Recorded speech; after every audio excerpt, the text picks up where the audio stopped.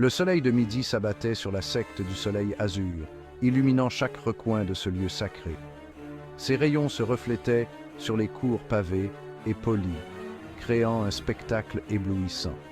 Dans ces quartiers luxueux, Su-mu arpentait la pièce comme un tigre en cage, ses pensées tourbillonnant.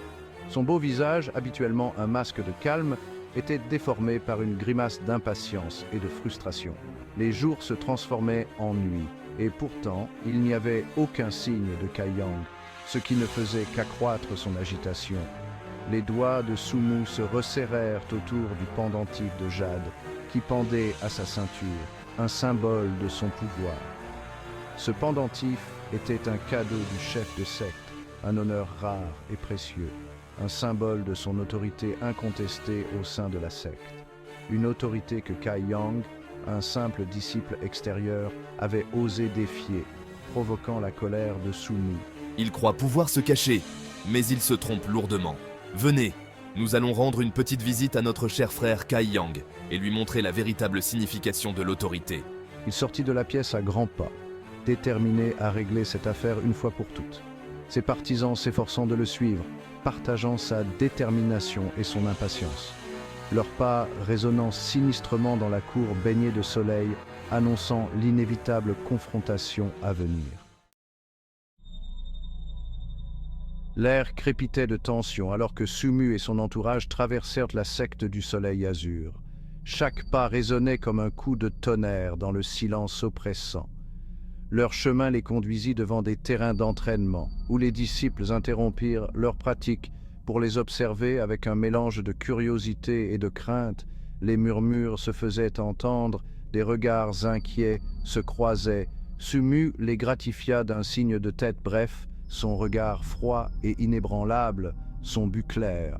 Il avançait avec une détermination implacable, chaque mouvement calculé.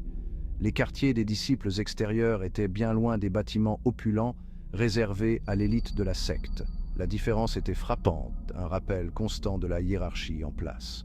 De simples huttes en bois étaient regroupées, leurs toits de chaume blanchis par le soleil implacable. La vie ici semblait rude et sans confort. Su-mu s'arrêta devant l'une de ces huttes, sa porte légèrement entr'ouverte, témoignage du départ précipité de son occupant. Il savait que quelque chose d'important se cachait ici. Kai-Yang pensait pouvoir m'échapper. Il se trompe lourdement.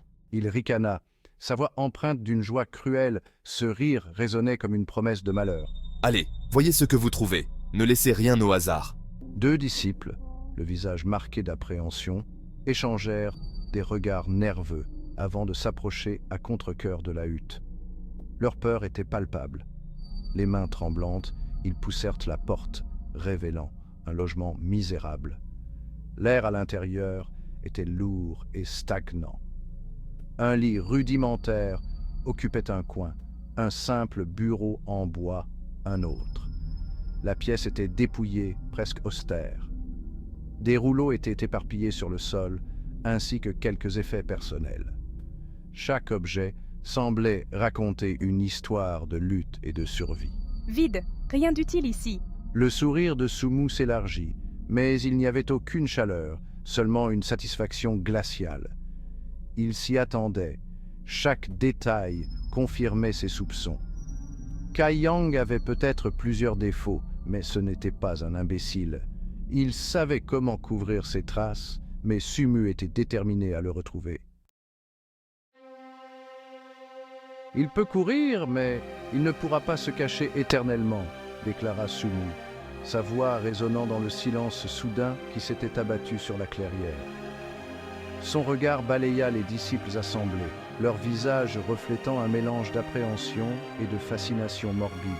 Que cela serve de leçon à tous. Ceux qui me défient en subiront les conséquences. Il reporta son attention sur la hutte délabrée, un sourire cruel jouant sur ses lèvres. Brûlez-la. Ordonna-t-il, sa voix froide et implacable. Un hoquet de surprise parcourut l'assemblée lorsqu'un des partisans de Su-mu s'avança, une torche enflammée à la main. Faites-le. Rugit Su-mu, sa patience à bout. Le disciple tressaillit et, d'une main tremblante, jeta la torche sur le toit de chaume. Le chaume sec s'enflamma instantanément, les flammes léchant avidement le bois, consumant l'humble demeure en quelques instants. Alors que les flammes atteignaient leur apogée, une silhouette émergea du cœur de l'enfer, une vision presque irréelle au milieu du chaos ardent. Un murmure de surprise parcourut l'assemblée, suivi d'un silence stupéfait, comme si le monde entier retenait son souffle. C'était Kai Yang, mais il était bien loin du disciple fier et provocateur dont il se souvenait. Il semblait avoir traversé 1000 enfers pour revenir.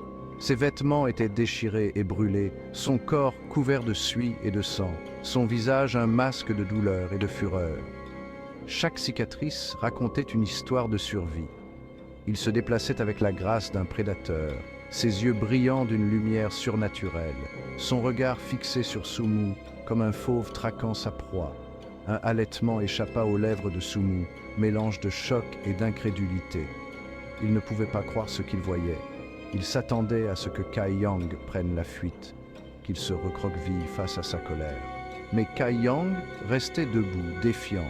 Il ne s'attendait pas à cela, à cette apparition surgissant des cendres de sa vengeance, une force nouvelle et redoutable. Les autres disciples se dispersèrent comme des animaux effrayés, le visage blême de terreur.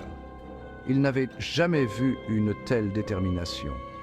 Ils étaient venus assister à une démonstration de force, à une démonstration du pouvoir de Sumu. Mais la réalité dépassait leurs attentes. Au lieu de cela, ils étaient tombés sur quelque chose de bien plus primaire, de bien plus dangereux.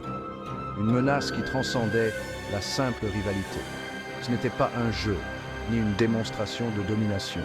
C'était une vendetta, une danse macabre, une confrontation où chaque mouvement pouvait être le dernier.